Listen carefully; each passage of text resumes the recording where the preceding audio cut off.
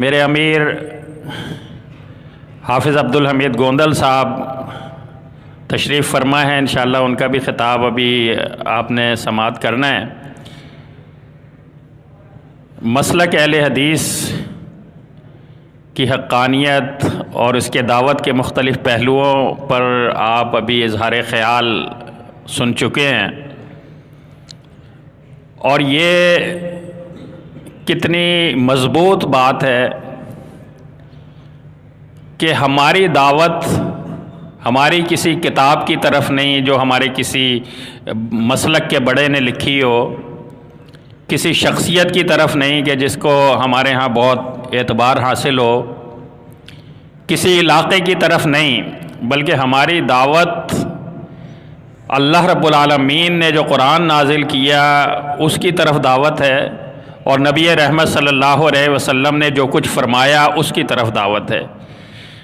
مسلک اہل حدیث کی حقانیت کی سب سے بڑی دلیل یہی ہے کہ ہم قرآن اور حدیث کی طرف لوگوں کو بلاتے ہیں، اور جن لوگوں کے مسلک میں، جن لوگوں کی دعوت میں کھوٹ ہوتا ہے، وہ کبھی بھی آپ کو قرآن اور حدیث کی طرف نہیں بلائیں گے۔ وہ کہیں گے کہ قرآن کو سمجھنا ہی اتنا مشکل ہے کہ تم کیا سمجھو گے؟ قرآن عام آدمی کے لیے تھوڑی ہے، اس کے لیے تو اس کو سمجھنے کے لیے تو سالوں لگانے پڑتے ہیں، استادوں سے سیکھنا پڑتا ہے، تو تم کیا سمجھو گے قرآن مجید کو؟ نبی کریم صلی اللہ علیہ وسلم کی احادیث اہل حدیث مدارس کا خاص مضامین ہیں، پہلی کلاس سے لے کر آخری کلاس تک نصاب میں شامل وہ حدیث کی وہ کتابیں ہیں کہ جن پر امت مسلمہ کا اجماع ہے، صحائے ستہ ان کو کہا جاتا ہے۔ وہ پڑھانا کس بات کی دلیل ہے کہ ہمارا اعتماد ہے اس بات پہ کہ اس میں سے کچھ بھی ہماری دعوت کے خلاف نہیں ہے، قرآن میں سے کچھ بھی ہماری دعوت کے خلاف نہیں ہے، ہماری دعوت قرآن کے مطابق ہے، اور ہماری دعوت نبی رحمت صلی اللہ علیہ وسلم کے فرامین کے مطابق ہے۔ ایک ساتھی ایک صاحب پہ کام کر رہے تھے اور ان کو سمجھا رہے تھے، بھائی تم جو ہے غیر جانبدار ہو کے صرف قرآن مجید کا ترجمہ پڑھ لو۔ تعصب اتنا زیادہ پیدا کر دیا گیا ہے کہ بس یعنی آنکھوں پہ ایک طریقے سے پٹیاں بن جاتی ہیں۔ اب یہ قرآن مجید کے ترجمے کی دعوت دینا یہ کتنی، یعنی یہ تو کوئی متنازع چیز ہی نہیں ہے،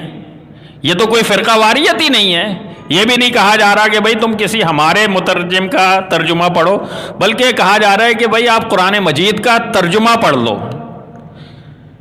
جو کچھ بھی قرآن مجید میں ہے اس کو تسلیم کر لو۔ اچھا، بڑی مشکل سے انہوں نے جو ہے نا قرآن مجید کا ترجمہ پڑھنا شروع کر دیا، اور ڈاکٹر تھے وہ، ڈاکٹر قرآن مجید کا ترجمہ پڑھنا شروع کر دیا۔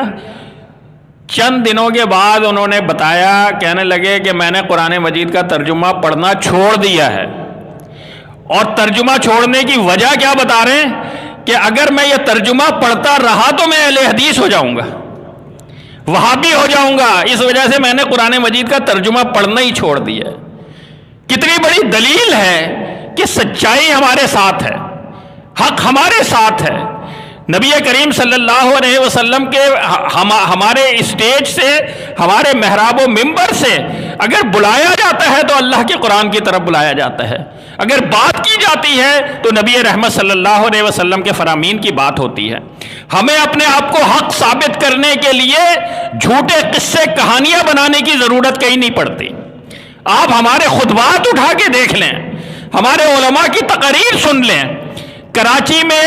400 سے زائد جگہوں پر ہمارے خطبات جمعہ ہوتے ہیں، ہر جمعے کا خطبہ اٹھا کر اس کو چیک کر لیں، اس میں کہیں بھی آپ کو یہ نہیں بتایا جائے گا کہ ہمارے بزرگ نے یہ کہا ہے، ہمارے بزرگ کا یہ واقعہ ہے، وہ اتنے پہنچے ہوئے تھے، ان کی یہ کرامت ہے۔ ہمارے پاس ہمارے ممبر سے، ہمارے محراب و ممبر سے جو کچھ بتایا جائے گا وہ اللہ کا قرآن اور نبی رحمت صلی اللہ علیہ وسلم کا فرمان ہے۔ یہ ہے دعوت اہل حدیث، جس پر کوئی تنازع نہیں، یعنی کون اس کو فرقہ واریت کہہ سکتا ہے؟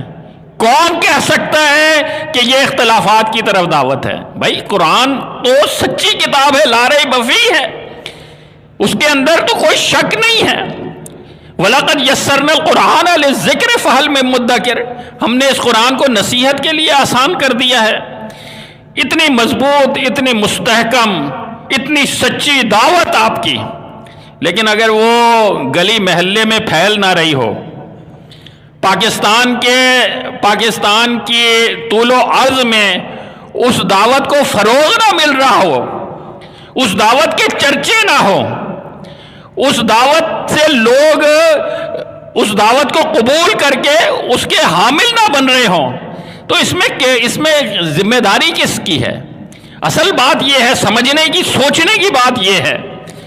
مجھے اللہ رب العالمین نے توفیق دی، میں سمجھ گیا تھا، ہدایت کا راستہ میں نے دیکھ لیا،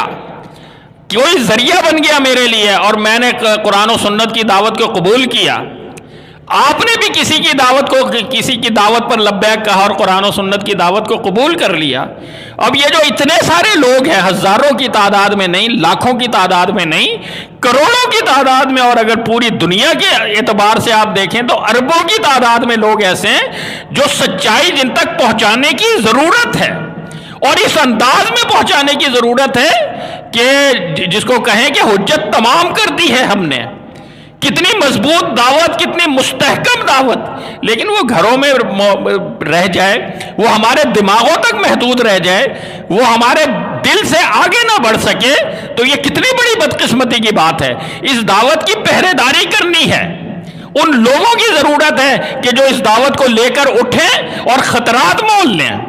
اس دعوت کو لے کر اٹھیں، اپنا پسینہ بہائیں، اس دعوت کو لے کر اٹھیں اور ضرورت پڑے تو اپنا خون بہا ڈالیں، اس دعوت کو لے کر اٹھیں، اپنا پیسہ خرچ کریں، اس دعوت کو لے کے اٹھیں، اپنے بیوی بچوں کو اس کام پر لگائیں۔ اتنا بڑا یعنی تعلیم کا دور ہے، علم کا دور ہے، صحیح غلط کو پہچاننا آسان ہے، دلیل حق کو ایک موبائل پر ہر قسم کی لٹریچر تک رسائی موجود ہے، قرآن مجید تک رسائی موجود ہے، تفاسیر تک رسائی موجود ہے، ہر ایک عام آدمی سائے ستہ کو پڑھ سکتا ہے، سائے ستہ کی تشریحات دیکھ سکتا ہے۔ اتنا دعوت کا لیے اتنا سازگار ماحول ہو، اور اس کے باوجود ہماری تعداد یعنی کراچی میں صرف 400 مسجدیں ہوں، گلی گلی ہمیں مسجدیں جو ہے نا ڈھونڈنی پڑتی ہوں، پورے کلومیٹر کا سفر طے کر لیں اور اس کے بعد ہمیں کوئی مسجد دستیاب ہوتی ہو، تو یہ میرا اور آپ کا قصور ہے۔ اپنے گریبانوں میں جھانکنے کی ضرورت ہے، متحرک اہل حدیث کی ضرورت ہے، ایسے وہابیوں کی ضرورت ہے کہ جو جذبہ قربانی سے جن کے دل لبریز ہوں، جنہیں معلوم ہو کہ یہ وہ صحابہ اور اسلاف کی وراثت ان کے پاس ہے، وہ اس دعوت کو لے کر اٹھیں جس دعوت کو صحابہ کرام لے کر اٹھے تھے، اور اس دیوانہ وار انداز میں اٹھیں جس دیوانہ وار انداز میں صحابہ اٹھے تھے۔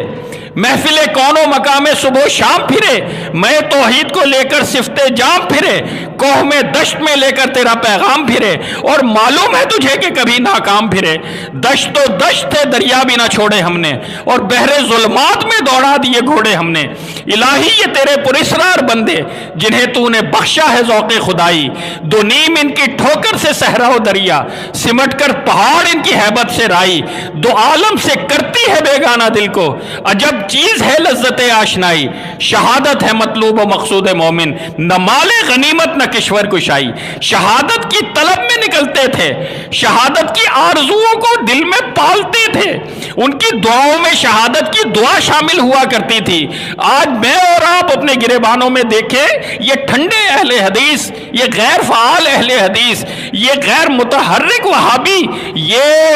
اس معاشرے میں اثر انداز نہیں ہو سکتے۔ اس معاشرے میں قرآن و سنت کی تبلیغ نہیں کر سکتے، اپنے گریبان میں جھانکنے کی ضرورت ہے، وہ تحریک پیدا کرنے کی ضرورت ہے۔ یہ عقیدہ توحید جو ہے یہ اگر صحیح معنوں میں دل و دماغ میں بیٹھ جائے تو انسان کو متحرک کرتا ہے، فعال کرتا ہے، سرگرم کرتا ہے، اپنے نفع اور نقصان سے بے نیاز کر کے تحریک کے راستے میں ڈال دیتا ہے انسان کو۔ اگر آپ کی توحید ٹھیک ہے، آپ جانتے ہیں کہ اس عظیم الشان کائنات کا اکیلا ایک اللہ خالق و مالک اور رازق ہے، اگر آپ جانتے ہیں کہ اس کے سوا کوئی عبادت کے لائق نہیں ہے، اگر آپ جانتے ہیں کہ کوئی نقصان آپ کو نہیں پہنچا سکتا اگر وہ نہ چاہے، اور اگر آپ جانتے ہیں کہ کوئی فائدہ آپ کو نہیں مل سکتا اگر وہ نہ چاہے، تو پھر ڈر کس بات کا ہے؟ زندگی بھی اس کے ہاتھ میں ہے، موت بھی اس کے ہاتھ میں ہے، تمام قسم کی مصیبتیں، مشکلات، وہ بھی راحتیں، وہ سب کا مالک وہی ہے۔ اسی نے صحابہ کرام کو تکلیفوں میں مبتلا ہوئے، جانوں کے نذرانے بھی پیش کر دیے، خون بھی بہہ گیا، لیکن عزتیں عطا ہو گئیں، عظمتیں مل گئیں، اس قوم کو اتنی عظیم کامیابی مل گئی کہ جس کا تصور وہ کبھی کر نہیں سکتے تھے۔ مکے اور مدینے سے نکل کر پورے دنیا پر چھا گئے تھے، پوری دنیا میں ان کا اقتدار قائم ہو گیا تھا۔ تو آج میں اور آپ وہی دعوت کے امین اگر اپنے آپ کو قرار دیتے ہیں تو ہمارے اندر وہ تحریک کیوں نہیں ہے؟ ہمارے اندر وہ قربانی کا جذبہ کیوں نہیں ہے؟ ہمارے اندر وہ فعالیت اور وہ سرگرمی کیوں نہیں ہے؟ یہ جائزہ لینے کی ضرورت ہے۔ آج کی اس دعوت اہل حدیث کانفرنس کا پیغام ہے، اس پیغام کو نوٹ کریں، اپنے گریبانوں میں ہمیں جھانکنا ہے، ہم نے دیکھنا ہے کہ ہم کیا غلط کر رہے ہیں جس کی وجہ سے یہ دعوت آگے نہیں بڑھ رہی ہے۔ یہ جتنی بھی سچائی کے